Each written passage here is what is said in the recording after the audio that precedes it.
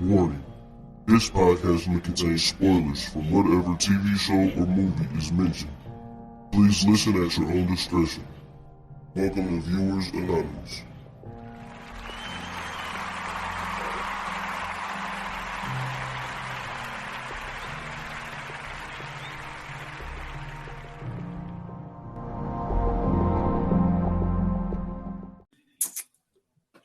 What's going on? I'm the main man, Scoots Bronson. And I am S. Foster. That's right. And this is the Viewers Anonymous podcast. What's going on with you, my guy? Making it out here in the world, man. You know, tweak my back a little bit at work, but your boy still striving, man. Hit that back with that CBD. Mm-hmm. Boy, feeling all right. So how about yourself, man? Man, I'm feeling good, feeling great. You know what I'm saying? You know what I'm saying? Another day, you know what I'm saying? Breathing. I can't complain, brother. I'm feeling great. Yes, sir, man. One day above ground, man. Can't complain too much about that. Yes, sir. Yes, sir. Yeah, so, man, this is a different one, bro. Yeah, this is real different. We getting straight to it today, folks. We ain't got none of that extra stuff, man. This is this one for the books, man. We told you guys that we'll be doing Who Killed Malcolm X. So yeah, that's what we doing. All right, so this is what we do know. Mm-hmm. You are a huge Malcolm X guy. Yeah. So you had mentioned something at the end of the pod yesterday during the coming soon. You said you actually heard this. You was listening to it at work, but this was gonna be your first time watching it. Yep. How did that go for you? First and foremost. So my initial time hearing it, because you know what I'm saying, like everybody knows it's on Netflix, so it's not really a pod, but to be able to listen to it and you know what I'm saying, and not really see what's going on, or you know what I'm saying, with the visuals and everything else like that, it's a little different because you know what I'm saying, with most documentaries it feels like a pod if you're not watching it. And so I got a chance to really, you know what I'm saying, hear what was being said, listen to the conversations that were being had and everything else like that. But this time, actually going back and watching it this time, it got a little emotional for me because, you know, you got a chance to see the people that were talking. You got a chance to really see the pain in their face when they were talking about certain situations. Especially when they were talking about his assassination, you got a chance to really see, you know what I'm saying, the pain in their eyes when they were talking about that. So it was a little bit difficult. I can't lie, man. It was a tad bit difficult. It was, and it was very graphic as well, like with the visuals. And to be able to see the, like you said, bless you, like the looks on certain people's faces about certain subjects. You know, these ain't actors. You know, this is a documentary. This is real interviews being had with real people. So it was a little sad because a lot of the things when it comes to Malcolm, there's things that I think people just didn't really catch from watching it. We're not really watching it, but seeing and hearing about Malcolm from afar. I mentioned something to you earlier about something that Uncle Washington told me. And ever since he told me this, I've always looked at Malcolm different. And one thing that he told me, he said that Dr. Martin Luther King and Malcolm X both died broke, right? Right. And he said, he was like, when I was in New York and we seen the people from the nation, he was like, they was always buttoned up to the T. They always wore suits. They always, you know what I'm saying, proper, clean cut, all this type of stuff. He said, when you would look at the tailored suits that the Nation of Islam people wore, and you looked at Malcolm, he said you could tell Malcolm was poor. He said Malcolm didn't have the same tailored suits that the other members had. Right. And then ever since he said that, I looked different. And then when I was watching it, when I watched it again the last 2 days, and I'm looking at these suits that he got on, and I'm like, Aunt was 100% right. You can see it even when it's not in color. You can see that his suits don't look like the other members of the Nation of Islam. Yeah, you got to remember that around the time of his assassination, he had already been out of the NOI for probably about like 2 to 3 years. So he was already even when he was with them. Well, that was when he was with them. It was different because he even said it himself. He was a servant of the people. He never was.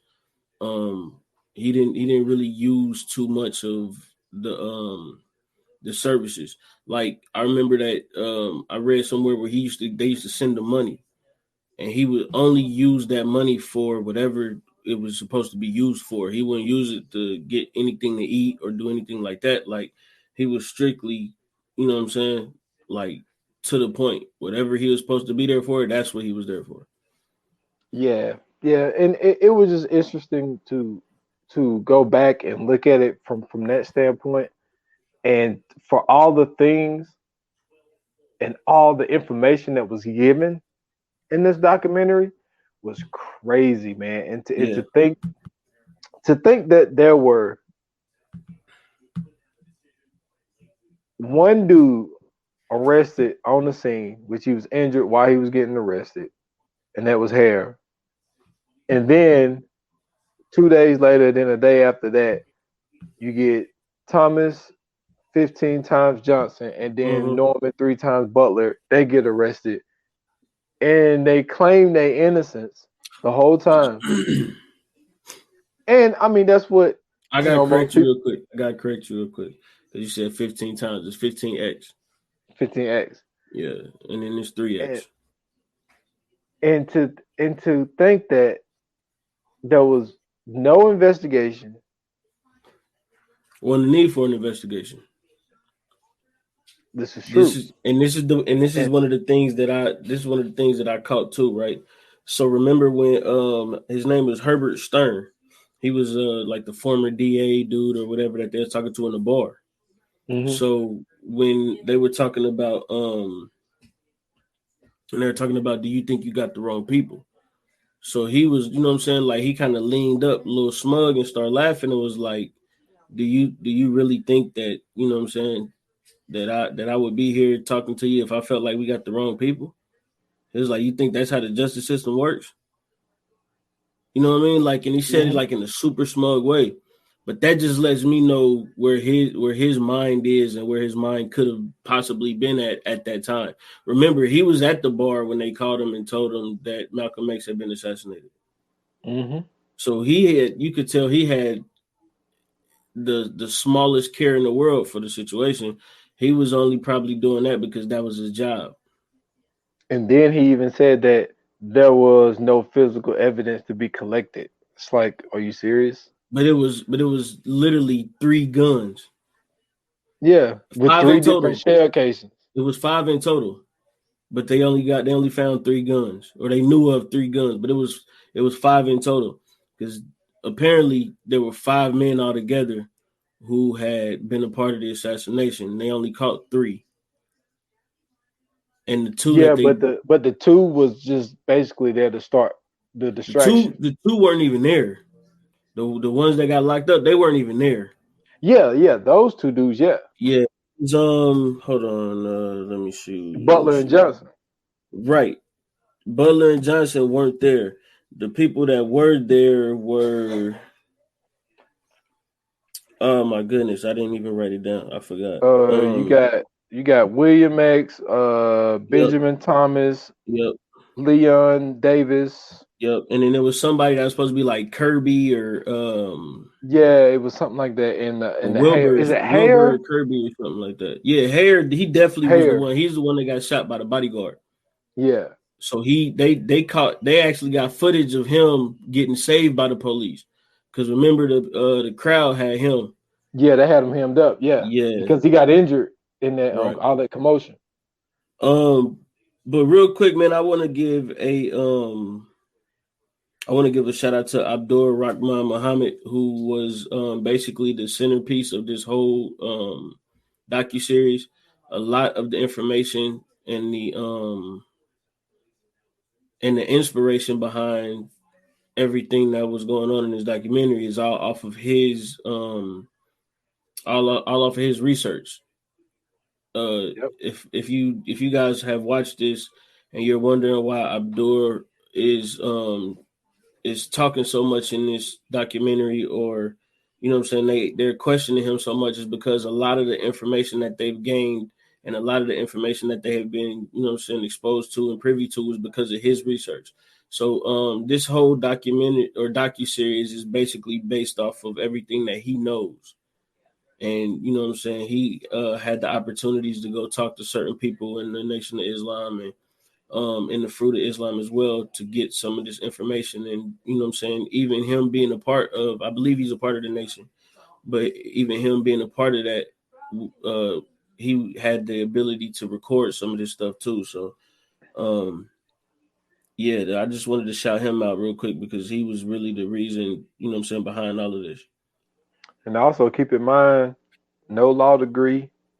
Yeah, nothing. Like And he strictly did independent this, research. yeah, independent research because he was just fascinated with this case because he's like, yo, like there are two men who has been proclaiming their innocence the whole time. Right.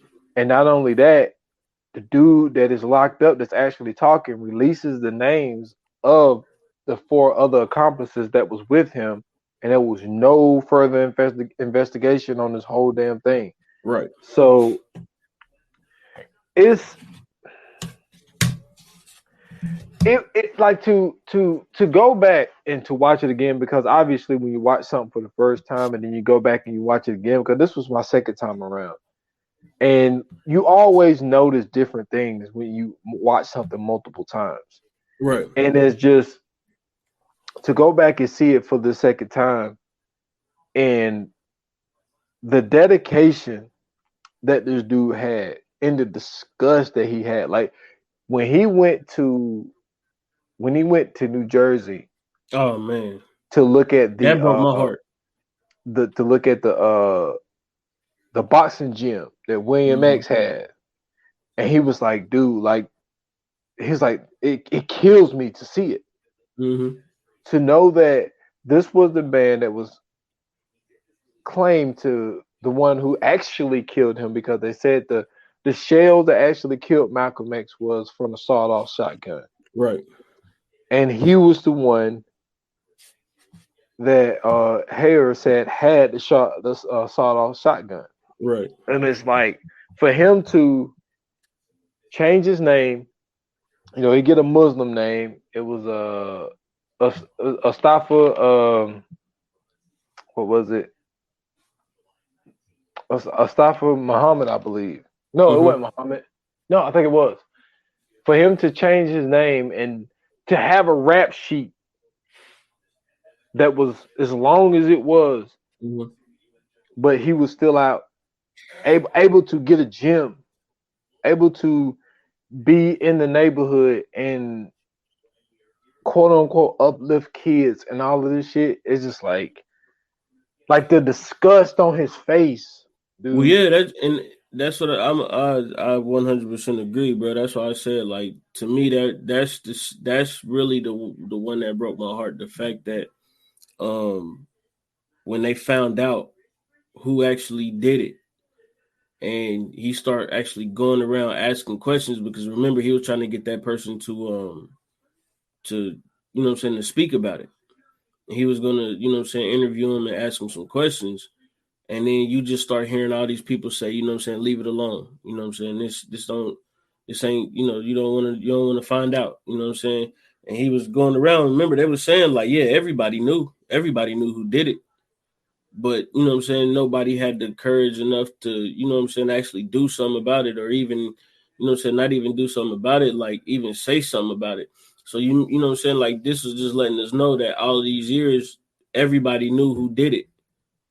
You know what I'm saying? Everybody knew who, you know what I'm saying, pulled the trigger that killed him, but nobody stepped up to get true justice. And, you know what I'm saying, that means for years and years, that, you know what I'm saying, when it was all said and done, this was like a secret that was being held, not even just in the Islamic community, but just in the Black community. You know what I'm saying? The fact that people knew who this guy was, people knew that he was walking amongst everybody and nothing was being done. To me, that broke my heart, because it was like, you know, you got somebody who unfortunately, you know what I'm saying, had their life taken away because he just wanted the advancement of, you know what I'm saying, of our people that look like us.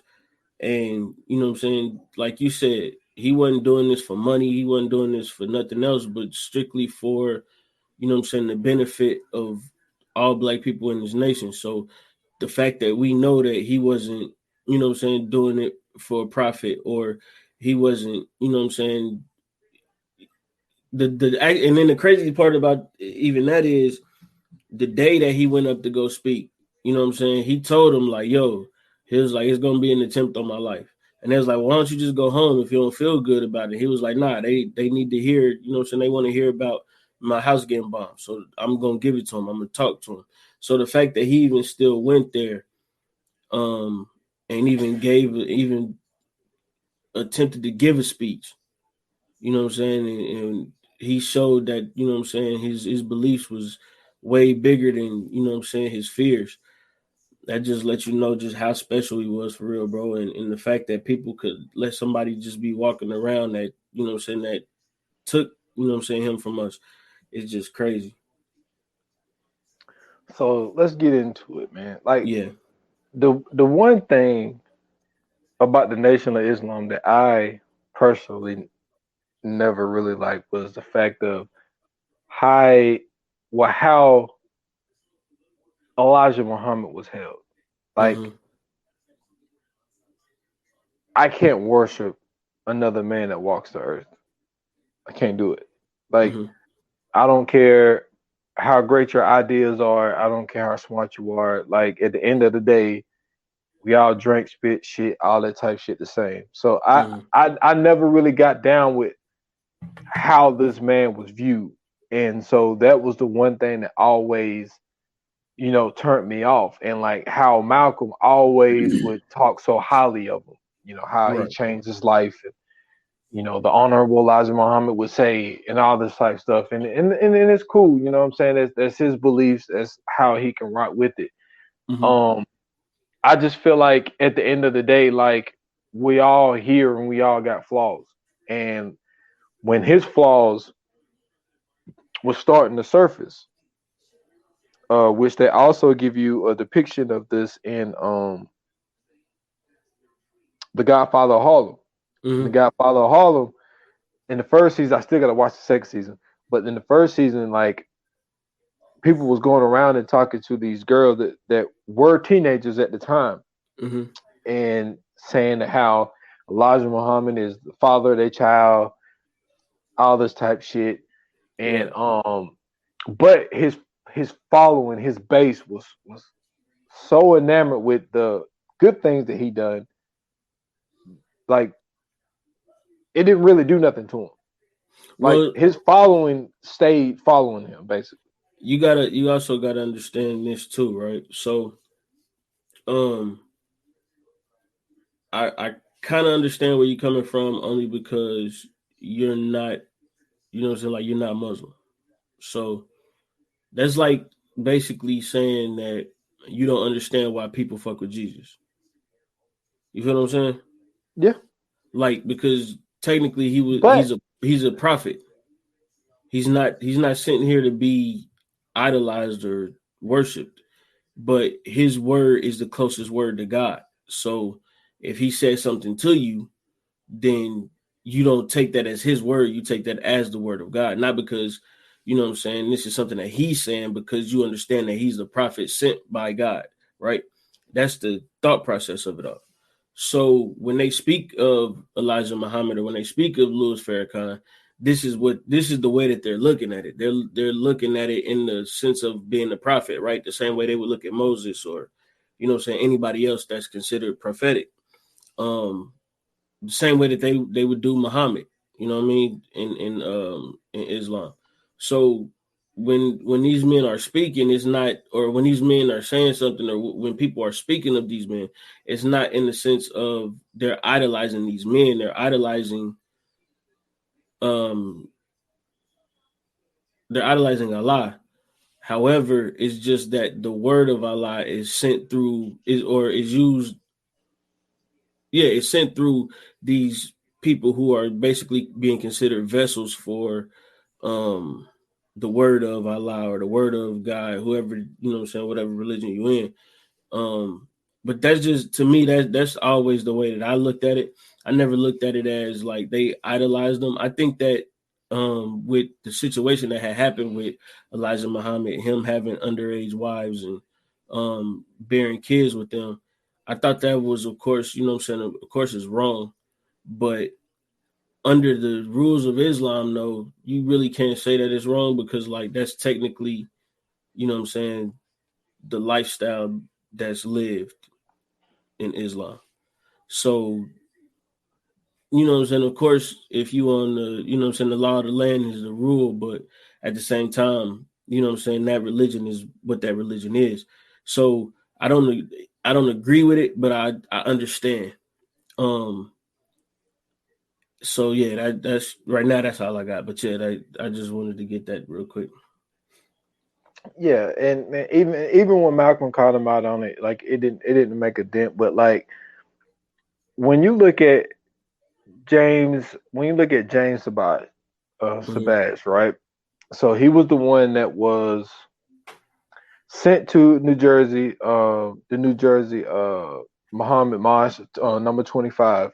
Mm-hmm. Now he was originally in New York, but he always had a beef with Malcolm. He always felt that Malcolm was, he loved the spotlight. Malcolm wanted to be second in command.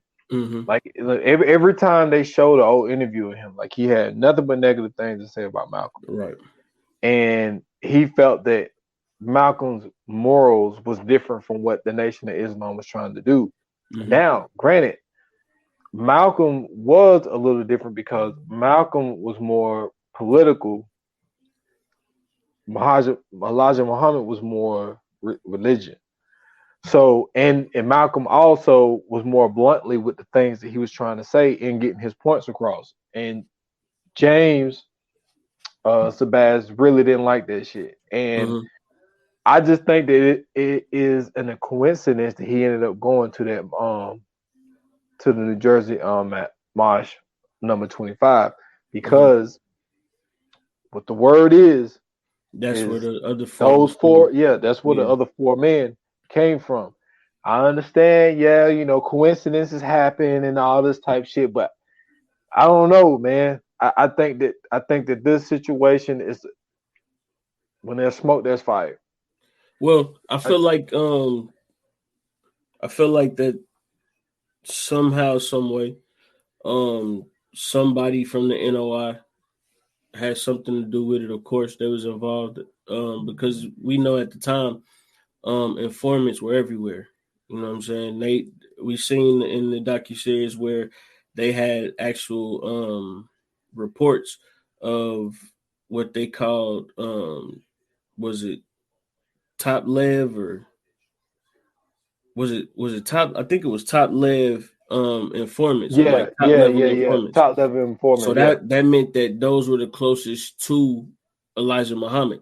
And remember, at the time, Elijah Muhammad was the most feared black man in America. Think about that. Like, he's the most feared black man in America at this time. Not Martin Luther King, not Malcolm X, not Medgar Evers, not the Panthers. You know what I'm saying? Not Brother Fred. None of these people. It's Elijah Muhammad, because he's actually getting these people to change their lives, right? He's actually getting these people to be better. So you got, a man who is teaching black people how to properly eat for their bodies. He's teaching them how to properly live. He's teaching them how to defend themselves. You know what I'm saying? He's teaching them how to properly worship. Like all these, and I don't want to say properly worship because that's up for interpretation. But I'm just saying, like, the rules that were set from the Nation of Islam and given to the members, to this day, to me, are probably some of the best guidelines that Black people could live through. You know what I'm saying? As far as if anybody hasn't read the book by Elijah Muhammad, oh my goodness, what is this book called? It's message. The one of them is Message to the Black Man, and the other one, give me 1 minute, I'm about to find it. While you doing that, another thing was, I think that adds to the point of him being the most dangerous man is the fact of all the businesses that he had and how the Nation of Islam basically started their own economy. And they didn't have to get taxed. So all the profit money that they was getting, they weren't getting taxed for it as well. Right, because it was technically under religion. So, but yeah, it was the first book is Message to the Black Man. The second book is How to Eat to Live, and those are some of the books to this day that I even go back and read myself, especially Message to the Black Man. But I think that it was super important for people to see the unity that was, you know what I'm saying, that was there. You know what I'm saying? Not only did they have an actual community, right? They had their own religion. They had a flag. You know what I'm saying? They had, like you said, a sustainable economy. They had a military. You know what I'm saying? Like, so this was a real live version of what sovereignty could be for Black people at the time. So, you know what I'm saying? This is a man who was ahead of all of this.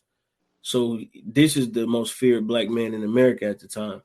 Eventually what ended up happening is he kind of passed the torch to Malcolm X, and they knew what Malcolm was capable of, right? This is a guy who's fresh off the streets. This is a guy who has probably a rap sheet longer than anybody that they've been looking at so far. But he even got him to turn his life around and become this great orator.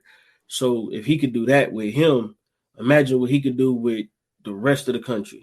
You know what I'm saying? Yeah, I see what you're saying. I see where you're coming from, and like we also even with when you think about the question of who killed Malcolm X, right? Mm-hmm. To me, I think with that question, the FBI and the Nation of Islam, to me, it goes hand in hand. Because I believe with all of the information that was given, and then when you think about James Sabaz 3 times, when you think about John Ali, who was with, let me see, they was locked up together. Him and Elijah Muhammad was locked up together, and when they came out, like they started their rise. And that's another thing. You can't start a rise like by yourself. You got to have somebody. Like somebody has to be there with you along this journey. And it was John Ali. John Ali was a little upset with Malcolm as well because he felt that like, like I was with you when, you know what I'm saying, when we both was down and, we both built this thing together. Like, yeah, you get all the praise and you the head guy and that's fine. But like, he just felt that he was being jumped by Malcolm. And I think the charisma and the ability that Malcolm X had to be able to speak, I don't think they had nobody in that organization that could speak the way that Malcolm spoke. Well, no, because you are 100%, and you're right about that. But the reason that they didn't have that is because you have to understand, like, where this man came from, right? This man was born Malcolm Little in Omaha, Nebraska. He was ran out, you know what I'm saying, after his father got killed by the Ku Klux Klan. His mother had, you know what I'm saying, I believe it was a total of like 6 or 7 of the kids altogether. His mother ended up going crazy. They end up removing them from the mother and putting them in the foster care. So he had to go through foster care. As he's growing up and getting older, he starts running the streets. As he's running the streets, then he starts basically, you know what I'm saying, taking care of himself. As he's taking care of himself, he ends up finding a way to get to Detroit. He gets to Detroit, everything changes. He becomes Detroit Red. He's no longer Malcolm Little anymore. Now he's a street thug. After getting locked up in, Detroit, changing his life around, gets off drugs, he's changing his religion, everything else. Next thing you know, once he leaves, he meets Elijah Muhammad, becomes Malcolm X. So his transformations through life really built him to be able to relate to all walks of life. You know what I'm saying? This isn't just some guy who, like I said, was just a street thug or whatever, and then eventually he just became one of the best orators. No, this is somebody who literally was able to connect with multiple people in every walk of life. You know what I'm saying? Like, I don't remember them speaking much about his highs to Mecca, but even in his highs to Mecca, like when he came back from that, his whole mindset changed, right?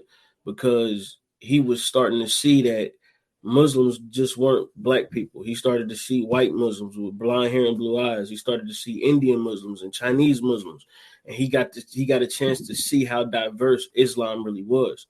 And so when he comes back from Mecca, and then now he's going into, into America, or coming back to America and getting to see just the real treatment of what it is, even as diverse as America is, he knows what true diversity is. He knows what true equality is. He knows what true equity is, right? Because he just experienced what it all was on his highs to Mecca. So now that when he gets to America, he realizes, okay, I got to do something bigger than what I've been doing, because now this ain't just about, this ain't just about us no more.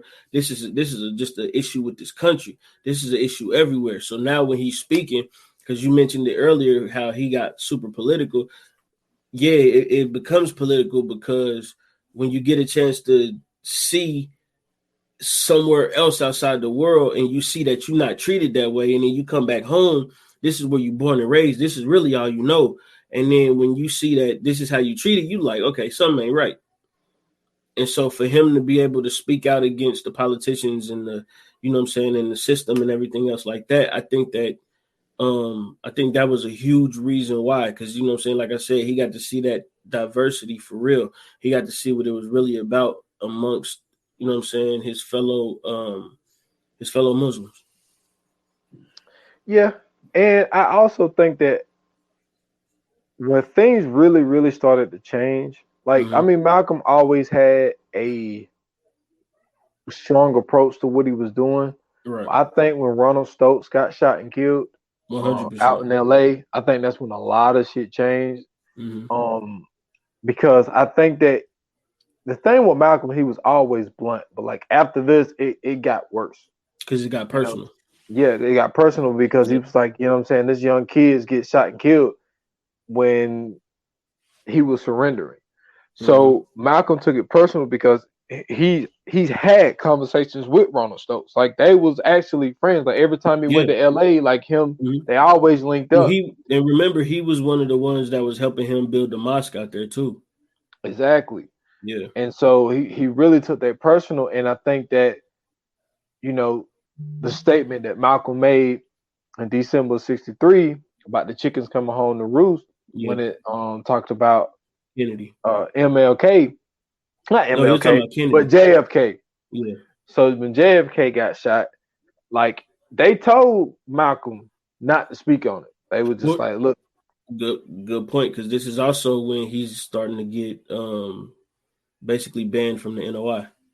Exactly. Yeah. And like, so now he did what they said. He went a while without saying anything, and then it was like 2 months later, he is, doing a speaking, and at the very end, somebody asked him one question, and he was like, "Yo, that's like chickens coming home to roost." And so then the way the papers put it, they put it as in he was glad that JFK got shot. He was like, "Nah, that's not what I meant." He was just like, when we live in a, how he put it, we live in a violent society.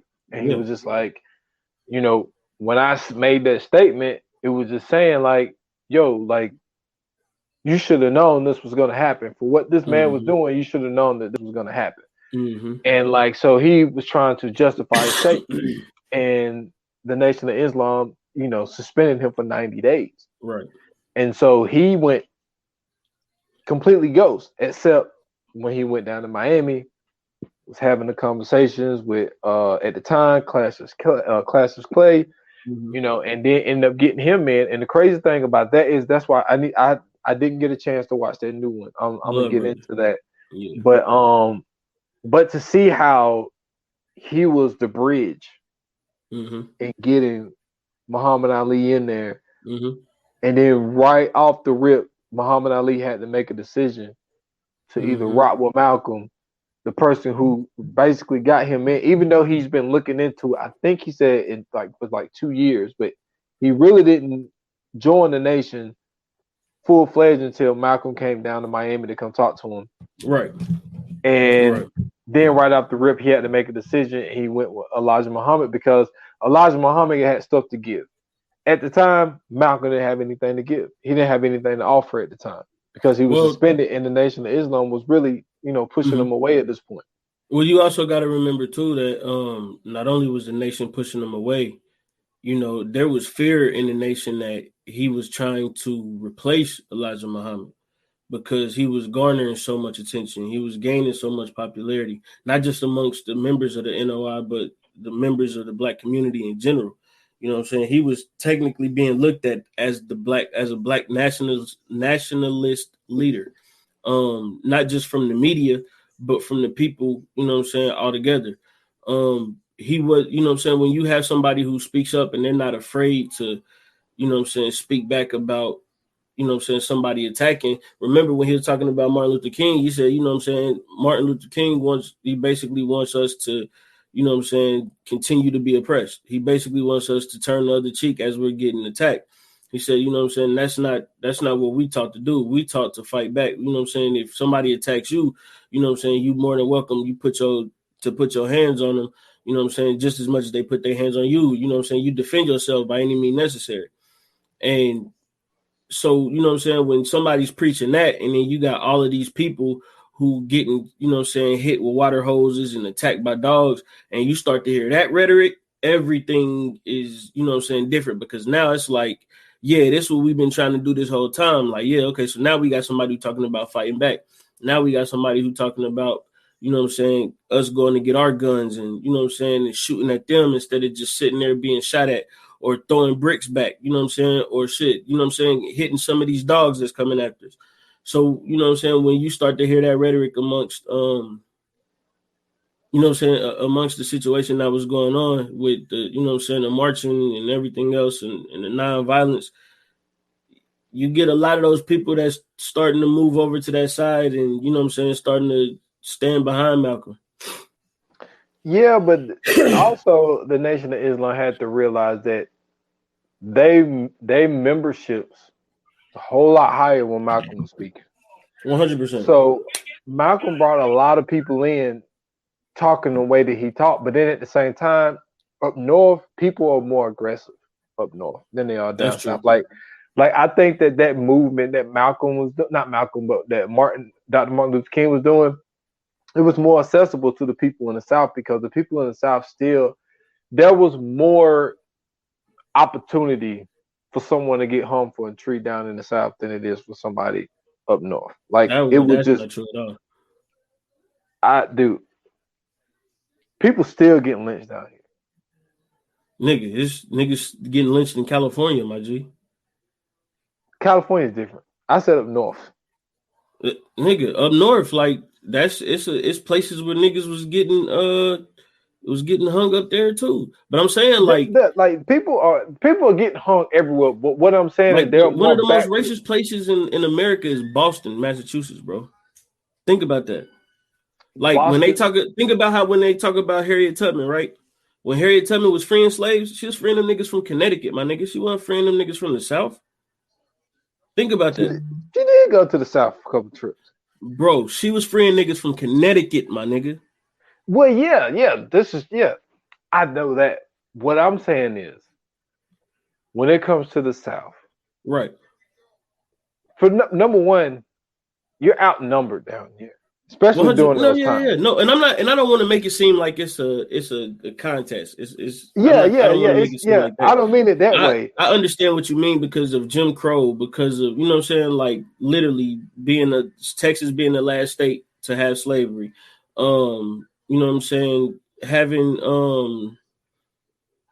you know what I'm saying, so much going on, slave codes and everything else like that, black codes, you know what I'm saying, that kind of stuff. Like, so yeah, I understand what you're saying.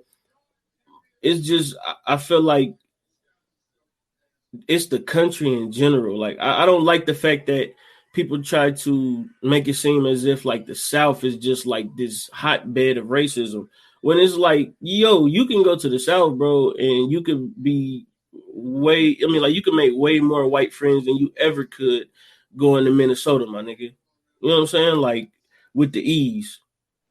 Yeah, but it's like go ahead. Yeah, during those times, like Uncle Washington will always say this to me. He was like, in the South, it was just more blatant. Right, it's in your face. Colors here, whites here. Mm-hmm. He said up north, it was redlining. Yep. He said what they would do to us up north is, he said it's happened to him before. Walk into a restaurant, no waitress ever come up to him. Mm-hmm. Nobody, and they just basically would not take your order.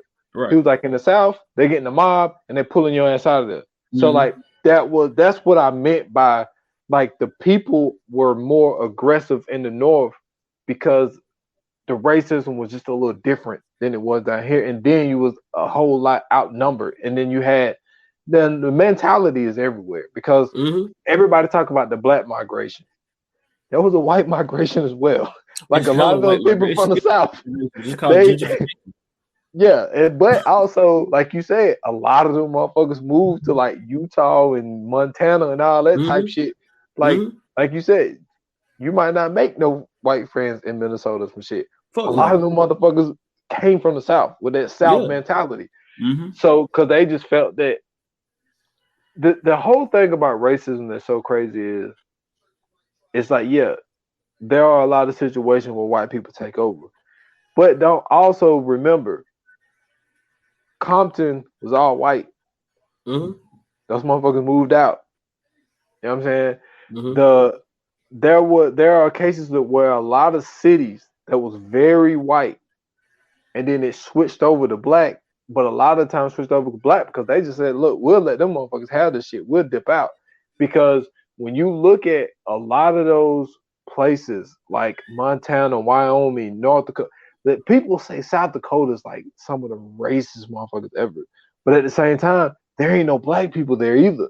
Right. So a lot of them just moved there because they were like, white people ain't gonna come here. I want to go somewhere where I see my people. And like, that's basically what they did. So the only thing that I was trying to say there was, it was easier for Dr. Martin Luther King to find those people to do a nonviolent protest. Mm-hmm. And it was easier for Malcolm to find people that was with the violence. You know what I'm saying? That was with the smoke. But because that's another misconception too, bro. Like, what a lot of people don't realize is Martin Luther King wasn't never on some nonviolent shit. He never was on nonviolent shit. That didn't have shit to do with Martin Luther King. That had shit to do with the church and the SCLC and SNCC and all them organizations, because they understood the, you know what I'm saying, the proper game plan to go about. Because if you look like a victim, right, then everybody's going to be more willing to help you. Nobody's going to help you if you fighting back and defending yourself. If you don't defend yourself and you go out here in these marches and you do everything you're supposed to do and you don't fight back and you getting attacked and everything else, after a while, these motherfuckers going to start looking like monsters. That's what happened in Montgomery. Yeah, with Malcolm, his thing was never violence. His thing was, I mean, as we would say today, keep that same energy. You know what I'm saying? If you gonna swing on me, okay, swing on me. Just don't trip when I swing back on you. His was self-defense. It wasn't never a thing about violence. It was, I'm going to defend myself. I'm not, and that's what the FOI was even all about. Like the NOI having the FOI, like, you know what I'm saying? I'm not going to be a victim. I'm never going to be a victim because that's not who I am. I know who I am. I know what I represent and I know what I'm about. So if you put your hands on me, I reserve every right to put my hands back on you. You know what I'm saying? I have every right to, I reserve every right to defend myself. And that's all it was. It was just self-defense. People forget that before Martin Luther King passed and he was interviewed, he said, I feel that I took my people and brought them into a burning building as far as integration goes, right? They also forget that he was about to turn shit up for real when he was doing the poor people's movement, because he was about to start getting veterans who were getting out of the military and getting out of war, and he was going to use them as bodyguards, and as far as protecting them when they're going and marching and doing everything else. So that's another reason he started getting killed, because a lot of people don't know that Malcolm funded a lot of the shit Martin was doing. He put a lot of shit, he put a lot of money behind that. And then vice versa, Martin did the same thing for Malcolm. So they was, they was still, even though that in the public eye, they was doing, a lot to each other and saying a lot about each other. At the end of the day, they were making sure that they were, getting together and talking about certain things. And once Malcolm had passed, Coretta had a lot to, she had a lot to say. And she did a lot of communicating with Dr. Betty Shabazz and making sure that, the family was okay and everything else. So it was real different, man. It was real different compared to what the media was showing and what we've learned in our history books. Yeah, and what I meant by what you said, like, and I always say this, and it was my fault. I take full responsibility for it because I misspoke. The thing is the media is going to portray it as violence when it go that way. Right. I mean, that's just like with the Black Panthers, like when they showed up, when they showed up on in Sacramento, you know what I'm saying, with their guns out. The law stated that you could have an assault rifle, but it just can't be loaded. That's exactly what they did. But the media painted it to be, they out here with guns threatening people, and you know what I'm saying? And they threatened the Capitol building and all this type shit. So like the media made it seem like they were violent, but like you said, and like I misspoke on, it was self-defense. But the white community is not going to view it that way. Because because the media plays on the ignorance of the masses. And so, they already are out here saying that Black people are thugs and criminals and everything else. So now that you have an image to go along with that narrative, and you send these papers out to these white people, the first thing that they're going to think is, oh no, all of this shit is true, because this is all they've been reading. They don't have common interactions with Black people every day. And then even the Black people that they do have common interactions with aren't like the Black people that they're seeing in the paper or on the news, because these are probably people that's working for them, or, people they're paying to do shit. So, they're probably as docile as possible just to make sure they keep that job to put food on the table. And so when they finally see Black people doing the same thing that they're doing, a lot of the times, like shit gets crazy. Like remember this past year, speaking of, Black people was getting shot down in the streets just for getting out of a fucking car. But you got all of these people taking over the fucking Capitol building, nothing happens. You know what I'm saying? So it just goes to show you just what kind of country we live in, what the mindset of the people that run this country is, and it's just sick, bro.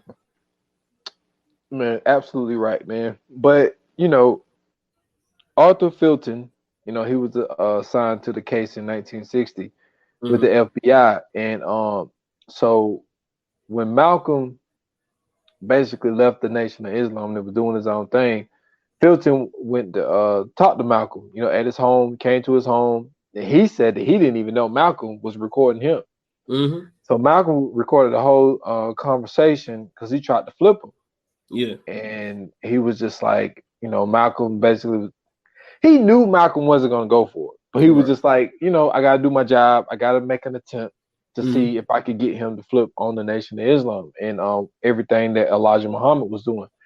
And so it was a failed attempt. And 2 months later, that he ended up dying like after that had happened. But so let's get more into William X. Bradley. You know what I'm saying? So when this is the part that tripped me out the most. Right. What tripped me out the most was the video of all the commotion after Malcolm X got shot and it went outside. And so they was taping outside, and when Hare, is it Hare? What's his name? It is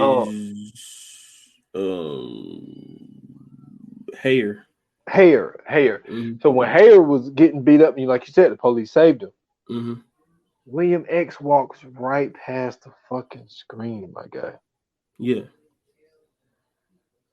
Like when the first time I seen that shit. Because you got to remember, it was one common person that everybody kept mentioning, and that was the big black burly dude in the gray coat. And they said that he walked up initially, but I think that after everything was happening, I think the commotion was because of Bradley. I think he was the one doing the commotion, the quote unquote, get your hand out my pocket, all that shit. Because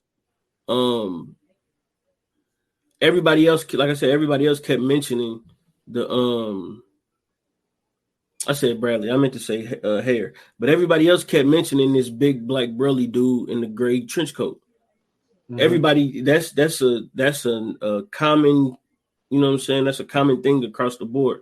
And then they also mentioned somebody who's causing a whole bunch of commotion. So I think that Hare was the one causing the commotion, and that's why everybody was on him so tough. It was just crazy to think that this, out of all of this, what are the odds that this dude walks right past the screen? Like, I mean, shit. Bro, they went and got. It was initially 5 people. Then they cut it down to 3 people. They caught one dude that was actually there, and then they went to go get 2 other people that was never there. So you know what I'm saying? Like, that just lets you know how much they didn't care about the situation. Not only that, the police only had 2 people on duty at the time, and they weren't even in the vicinity of what was going on. Okay, now with that, the police asked Malcolm, did he want protection? And he said he didn't want that protection. It don't even matter. Now, but the biggest thing to me, because you said that they didn't care. This is what told me they didn't care. So like 20 years later, they did an interview at the Audubon Ballroom. And so they tried to recreate what it looked like that day. And they had this fucking podium that Malcolm spoke behind. Still there. With the bullet hole. Still there. And the dude was like, hold on. Like, where did you get this from? He's like, oh, it was in the basement. So you telling me this thing is not in no evidence room somewhere? No evidence locker, no nothing, bro. It's in the basement? And that right there is like, yo. And then for that one cop to sit there and say there was no physical evidence to collect, there's a whole fucking podium that was shot up that he was standing behind. It was bullet casings everywhere. What do you mean? Yeah, and it's like, and it's just sitting at the bottom. And then, like Uncle Washington said, there was a dance that was scheduled to be there later that night. At 7 p.m. It went down. They cleaned it up. And let the dance go on with bullet holes still in the wall and everything, bro. Dude, it is nuts. Listen, it happened. It was a call made to the police, right? At 3:45. So that means between 3:45 and 7 p.m., bro, and really a little bit earlier than 7 p.m. That means that it took them maybe 2.5 hours to clean that place up and get it ready for this so-called dance. Nuts, my guy. That completely shit is nuts, sick, man. It is sick. So another part that was crazy, and it was interesting to hear Cory Booker this way. So I hate when they was talking to Senator Cory Booker, and they was like, "Have you heard of William X. Bradley?" He was like, "Yeah, I know him. He's from here around the way." Yeah. And they was like, "Did you ever hear that he is the one of the prime suspects in shooting Malcolm?" He was like, "Nah, never heard that. He's still confident at this point. And it was like, he's in one of your campaign videos. It's like, really? They're like, yeah. So they showing the video. And then, dude, all that politician talk went out the window.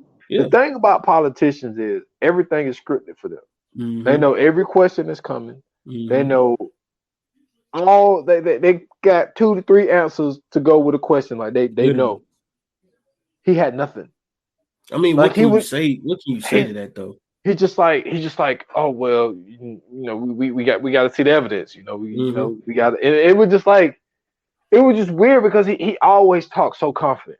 You know what I'm saying? To me, I don't even think he knew the situation behind that to even begin with. Yeah, that's what I'm saying. Because he didn't seem prepared for that. But how can you be though? Nobody knew anything about this for real. Like, think about that. Except they the people in that community.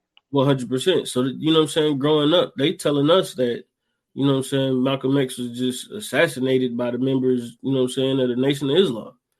Yeah. You don't even know that, you know what I'm saying, it was informants all throughout the Nation of Islam, just like it was with Malcolm.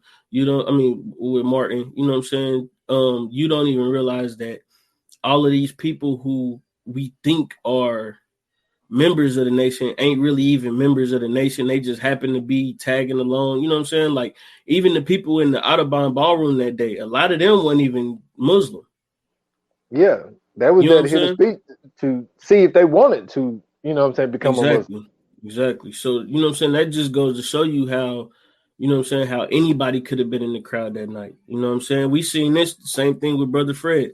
You know what I'm saying? When he had did the speech right after he got out, and he said it himself. You know what I'm saying? I'm sure it's a few of y'all in here that's informants. You know what I'm saying? Like, so, matter of fact, Martin Luther King knew of an informant as he was doing everything, because they wouldn't even say certain stuff around him while you know what I'm saying, when they would have meetings. So that just goes to let you know, like, the FBI, the CIA, and all these other different organizations in America, like, they were really trying to disrupt a lot of whatever they thought was going on. They had, you know what I'm saying, especially the FBI, they had a lot of, you know what I'm saying, ill will and malicious intent towards us. Like, they had a whole program called COINTELPRO, the counterintelligence program for not a military, not a terrorist organization, none of that, just for strictly black people. Whenever black people get together, they was like, yo, we need to find out what they're doing.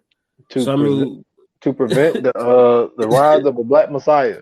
Not even that, just in the rise of black people in general, bro. Like, the fact that, you know what I'm saying, this man was just speaking to uplift black people. The fact that Elijah Muhammad is the most feared black person in America, bro, because he's making sure that black people are eating right. He's making sure that black people are taking care of themselves and their families. You know what I'm saying? Making sure they exercising, just doing the basic necessities as a human being. The fact that he has people doing that, he's the most feared black person in America.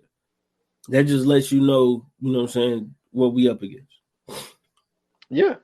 And Gene Roberts, right?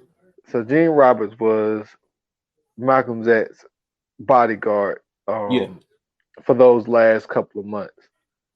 And he was actually right beside the stage when Malcolm got shot. He said that when the whole commotion started to happen, you know, get your hand in my pocket, you trying to steal my wallet thing. He stepped towards that situation, and then that's when Malcolm got shot, and that's why he wasn't there. So he talked about it, and he said that he started to perform CPR, and you know, that was him in the picture. Yeah, that was him in the picture. And he was like, I'm starting to get tired. And he was like, that's when Dr. Betty Sebastian came down and tried to do it. But at this point, you know, he was already gone. Yeah. And so he was like, yeah, you know, I wasn't an informant. You know, I couldn't have any idea that he was an informant. And he got a lot of pushback because the picture came out of him giving him CPR, and the cops was like, yo, like, what are you doing? He was like, look, man, at the end of the day, I'm a cop. You know what I'm saying? I don't let somebody die. Like, even if y'all want him for whatever which y'all want him for, it's still my job to protect and serve. Right. Even though I'm undercover, I got to try to save his life. And he took a lot of flack for doing that. I don't know if he did that because he actually started to care about Malcolm, or if he said he did it because it was his job.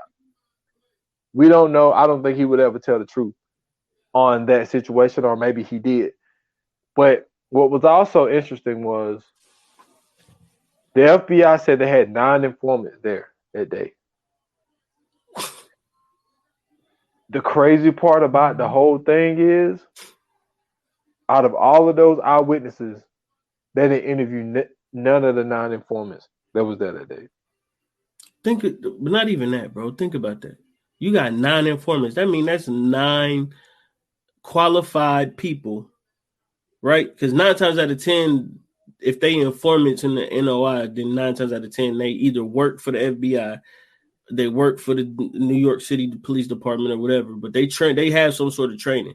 You mean to tell me that y'all sat back and let that man get killed? I think the whole point. So I'm gonna get my theory because we're getting close to the end of the pod. Right. Like I said, I think the FBI and the Nation of Islam both was involved, and I think that I'm sorry. Go ahead. Go ahead. And how William X. Bradley is walking around here unscathed all these years after. Well, he's dead. Isn't he might be now, but I mean, at the time of this documentary, he was dead. I don't think they said if he died or not. I don't remember. I thought he was dead. But, bro, this is what I mean by that.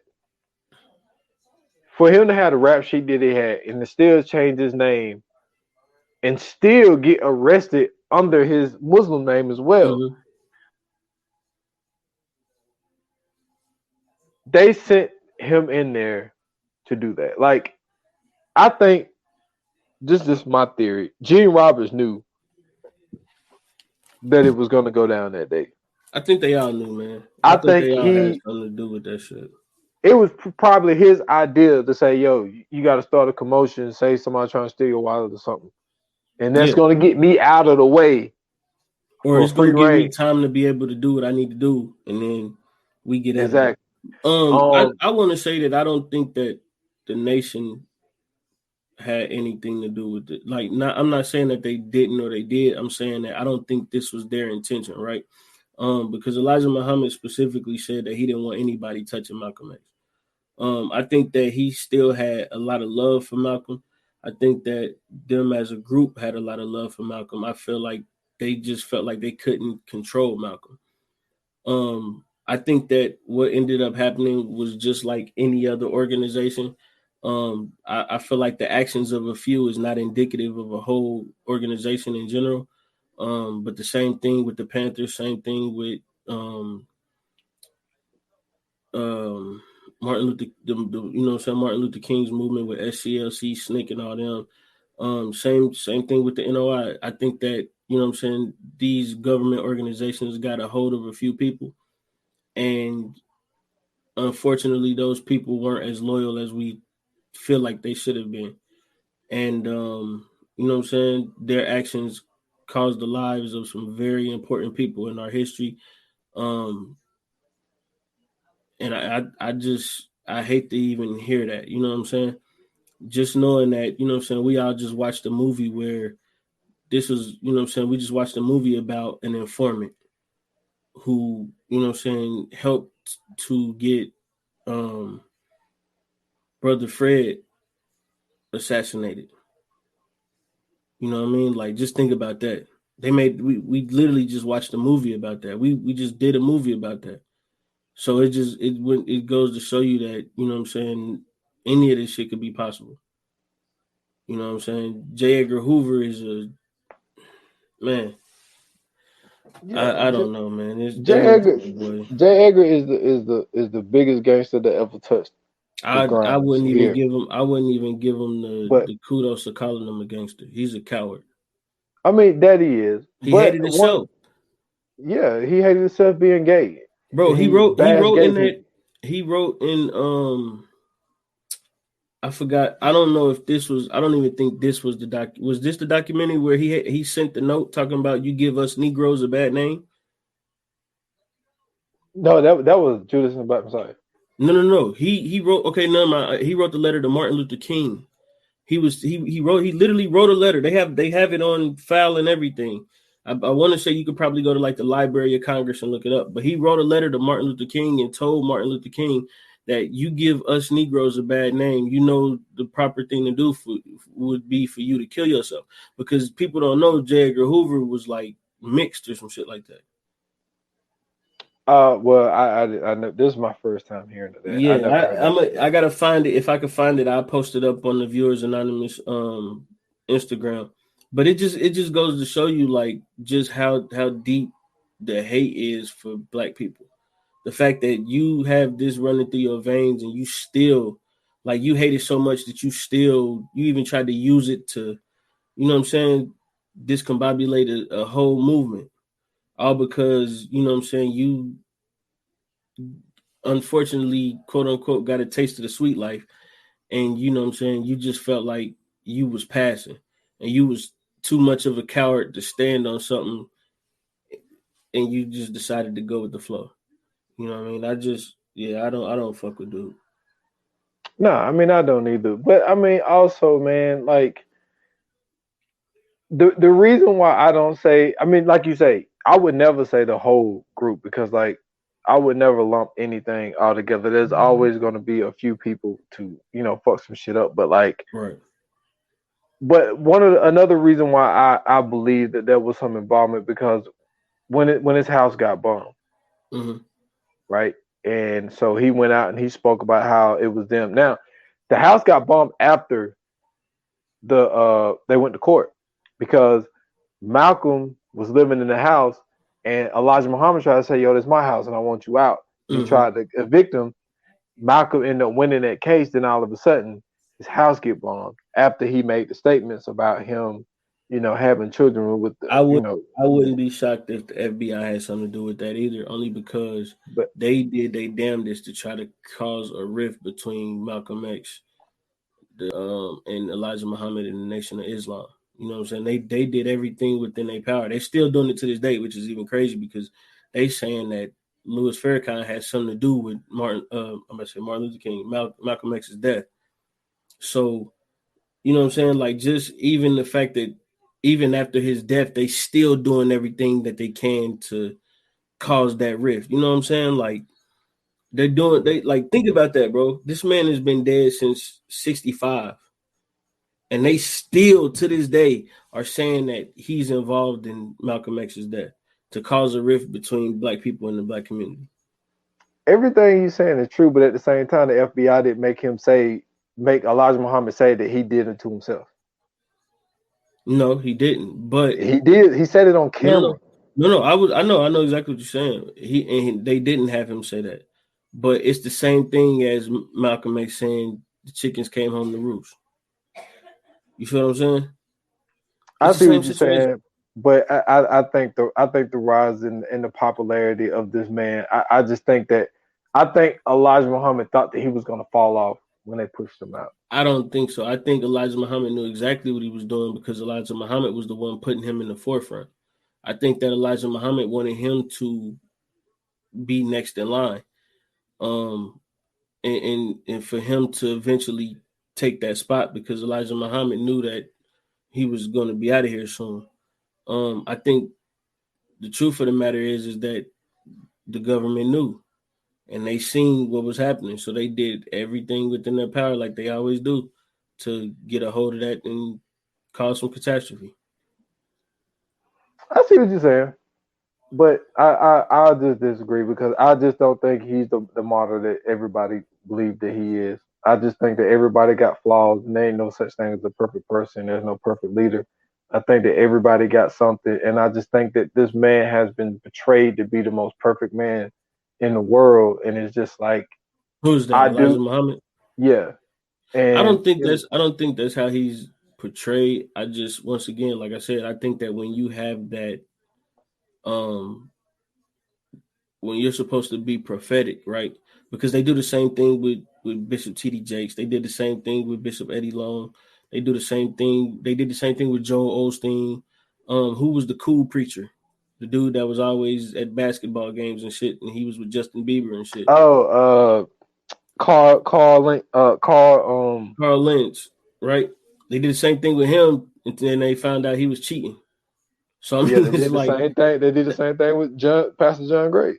That's what I'm saying. Like, you know what I'm saying? These people are human at the end of the day. They're not angels. They're not Jesus himself. They're not Muhammad himself. So at the end of the day, they're still humans. They do human things. I think that the people's perception of them is what causes that. I don't think it's actually them, because you can't find anything where Elijah Muhammad where he says, I'm the most perfect man, or I am a perfect man, or, you know what I'm saying? You never hear him say that. You never hear Louis Farrakhan say that. You never hear any of them say that. I think that's people's perception of these people.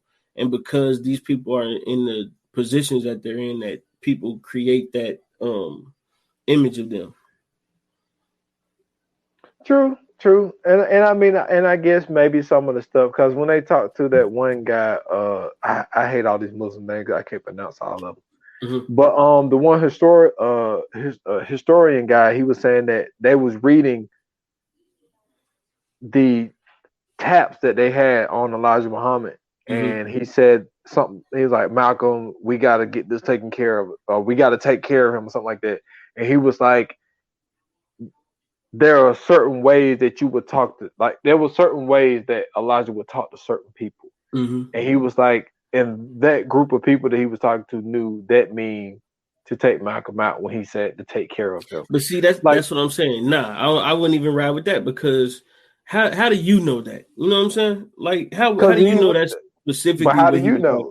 Because we ain't there. He was, I mean, like you said about what's the dude name that did this whole thing? Abdur Rahman-Muhammad.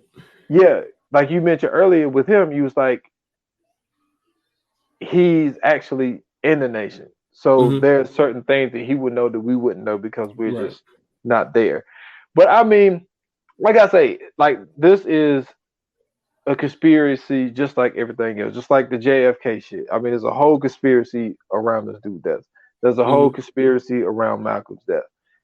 I just think that with the way a lot of the stuff aligned up, and then especially with the dude that used to be there, what's his name? His name was James Sabaz, for him to be linked to Elijah Muhammad and be as close to Elijah as he was, and then he ended up going to the March 25 down in New Jersey. I just think there's just too many coincidences for nobody to know nothing, and it's all the FBI. I just don't think it's all the FBI.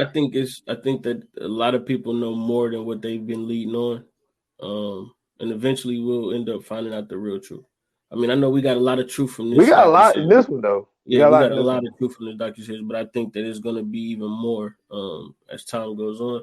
So, and I mean, honestly, man, I would just like for anybody to come out and give us something. Because, you know what I'm saying? Like, it's the same thing with Martin Luther King. Like, why don't we know what really happened to Martin Luther King, bro? Yeah. You know what I'm saying? One minute is he got shot, and when he got shot, he died out there by the hotel. Then is he was still alive when he got to the hospital, but the police smothered him with pillows. Like, just tell us the truth, bro. Like, who is going to be the person that comes out and tells us the truth about these things? And that's always been my question. Like, I don't care about people talking about aliens. We know aliens exist. Who cares? You took it right out my mouth. Y'all telling us about aliens, but y'all still ain't telling us who. Tell us the fucking truth about what happened to Biggie, Tupac, Malcolm X, and Martin Luther King. That's what I want to know. That's a whole nother thing right there, dude. I just watched it. Did you see that new? You see that new Johnny Depp movie with Forrest Whitaker? No. With Forrest Whitaker worked for a newspaper, and Johnny Depp played this detective that was obsessed with the Biggie Tupac case. Man, no, we're not doing that. We're not. Don't even talk about that. We're not doing that, bro. We're not doing that at all. You're not about to have Johnny Depp out here playing some fucking detective, looking and trying to get information on fucking Biggie and Tupac. No, bro, I'm not doing that. I'm not watching that movie. I'm not supporting that movie. I don't even know the name of the movie. I don't care when it come out. None of that. No, I'm not doing that. Yo, They take enough from our culture as it is, bro. They not getting that out of me. No. dude, it was. I mean, I don't know the truth. I don't know if there was one cop that was, because like he was basically obsessed with the Bro, one thing. F that movie. I don't care if Forrest Whitaker is in it. F that movie, bro. I mean that. All right, man. I hear you. It's still enough from our culture as it is. I'm not showing that shit no support. Man, hey, if the detective was a white guy, it was a white guy, man. No, it ain't about him being a white guy. It's about the fact that they keep using black trauma to make these fucking movies. Same thing with Lena Waithe. That's why I don't support nothing she do, and all the rest of them motherfuckers. Because every time you turn around, bro, it's some kind of black trauma that's being put on TV. Why can't we never get a movie where a black dude hits the lottery and then he, you know what I'm saying, he bring everybody up? They did lottery ticket. Nigga, they was fighting in that movie, bro. They was literally on the roof arguing about the fucking lottery ticket, man. He was hiding out from the gangbangers so he wouldn't get killed before he cashed his lottery ticket in. He was hiding. He was hiding. No, that's trauma, bro. No. What about the dude that hits the lottery and then he just bring his whole town up? And everybody, you know what I'm saying? Everybody get cars and stuff like that. Like, what about that one? True. Nigga, Chris Rock had to die to be and become a white man, to die again and become a famous black comedian just to be famous and be funny. You know how horrible? Come on, bro. That's trash. We talking about Chris Rock. Oh man. Hey man, they say Chris Rock got COVID, man. Hey man, I might be in the same boat. Man, I try to tell you what to do, man. I'm about to go eat some lemons. Fuck that. Hey, boy, you sound like Shawnee from fucking Hot 97. Shit, are we? Damn, I don't know. Do we do Fire Flames on documentary? Nah, man, we're not gonna do I didn't think Fire Flames on this. I wouldn't even feel respectful if I did that shit. Yeah, I didn't think so. Everybody go out and watch Who Killed Malcolm X documentary on Netflix. Also watch Blood Brothers. It's also a new documentary, but yeah, let's just support that as much as possible, man. We need to, we need to educate the masses. You know what I'm saying? Yes, sir. Regardless if we find out who did it or not, we at least need to get the information. That is the truth. So we got coming soon? Yeah, man, coming soon. Let's get to it. Coming soon.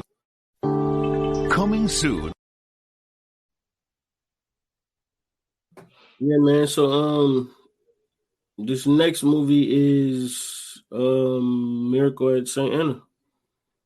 I'm not man. I'm gonna rewatch it. I believe I've seen this before, but I'm gonna rewatch it anyway. Dude, listen. I did for number one, it's a Spike Lee joint. But I did a top 5 war military movies of all time, dude. This was my number 2. Like this movie, the angle that Spike took on this, dude, it was dope. It was surrounded around World War II. You know a lot about World War II, so that's gonna be awesome as well. Talking about that, but I think the story that goes along with it, man, is what makes the movie dope. It's just the dude that just was going to be retiring in like a month or so. Dude walks up he works at the post office, then he just shoots the dude. And then they find something in his closet, and that statue head they found in his closet took us on a fucking ride. But so I just think this is a great fucking movie, man. So yeah, America at St. Anna, man. Yeah, man, for sure. So man, listen, this was I feel like this was a great episode. I feel like we did our best in not only just telling the documentary or docuseries, but actually getting a little bit extra information out there as well. So yeah, we'll be seeing you guys Friday with our next episode. But don't forget, you can follow us on Instagram and Twitter at ViewAnonPod. You can follow me I'm sorry, you can also follow us on Facebook at VA Pod Watch Group. You can follow me at Scoots Bronson, Scoots Bronson _TV on Instagram, Scoots Bronson at Scoots Bronson on Twitter. Go check out the 4-3 podcast. We got an episode dropping tomorrow. Can't wait for this one. It's gonna be dope, man. Yes, sir, that it is. Also, you can follow me at s.foster8. That's on Instagram and Twitter. At 28 minutes or less pod on Instagram and 28 minutes or less on Facebook. I just dropped a new pod 2 days ago. Go check that out, please. It was episode 60, the hardest character. I seen a discussion going around. They had O-Dog from Menace to Society, Dope Boy from Boys in the Hood, Nino Brown from New Jack City, and Bishop from Juice. So I broke that down. I broke all 4 characters down and told you who I felt was the hardest. So, go support the dude, man.